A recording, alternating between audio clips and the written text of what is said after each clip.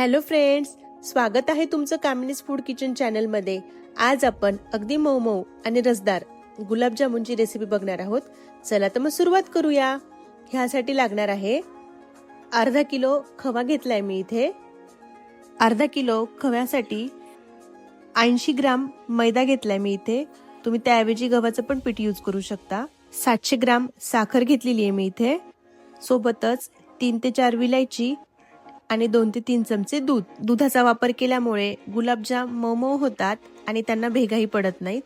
पाक बनवण्यासाठी 700 ग्राम साखरसाठी 750 ml पाणी घेऊया आणि त्यात 2 ते 3 विलायची पण टाकून घ्यायच्या। आता साखर पण टाकून घेऊ आणि एकसारखा चमचा फिरवत राहायचा। गॅस अगदी मीडियम ठेवायचा।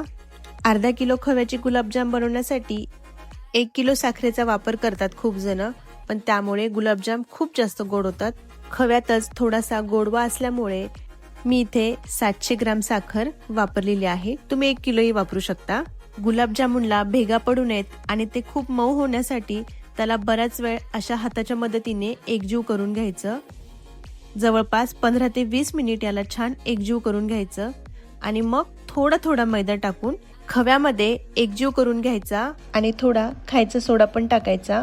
मी ते दाखवण्यासाठी विसरले। आणि हे सगळं हाताच्या मदतीने व्यवस्थित एकजीव करून घ्यायचं। खवा आणि मैदा छान असे एकजीव झालेत। आता हातावर हलक्या हाताने अशा पद्धतीने गुलाबजाम बनवून घेऊया। गुलाबजाम बनवत असताना त्याला बोटाच्या मदतीने असं गोल आकारात एकसारख्या डायरेक्शनने फिरवत राहायचं। त्यामुळे गुलाबजामुन मस्त असे गोल आकाराचे तयार होतात आणि त्यांना भेगाही पडत नाहीत। किती छान गुलाबजाम बनून तयार आहेत। अशा पद्धतीने सगळे गुलाबजाम आपण बनवून घेऊया।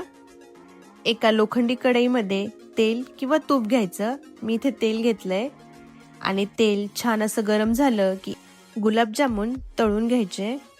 गुलाबजाम तळत असताना गॅस अगदी मीडियम ठेवायचा आणि हलक्या हाताने चमचा फिरवत अशा पद्धतीने सगळ्या बाजूंनी एकसारखा कलर येईपर्यंत तळून घ्यायचं। इथे पाक पण थंड झालाय, त्यात तळलेले गुलाबजाम टाकून घ्यायचे। 10 ते 15 मिनिटं पाकामध्ये गुलाबजाम टाकून ठेवायचे, त्यामुळे आतपर्यंत सॉफ्ट होतात आणि रसदार। अशा पद्धतीने आता सर्विंग बाउलमध्ये काढून घेऊया। बऱ्याचदा असं होतं की खव्याचे गुलाबजाम बनवत असताना ते फुटण्याचं प्रमाण जास्त असतं।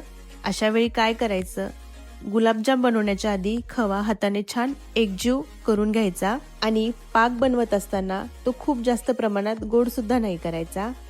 आज बनवलेले गुलाबजाम तुम्हाला कसे वाटले हे नक्की कमेंट करून सांगा। रेसिपी आवडली असेल तर लाईक करा आणि चॅनलला सबस्क्राईब। परत भेटूया अशाच एका नवीन रेसिपी सोबत। तोपर्यंत बाय बाय।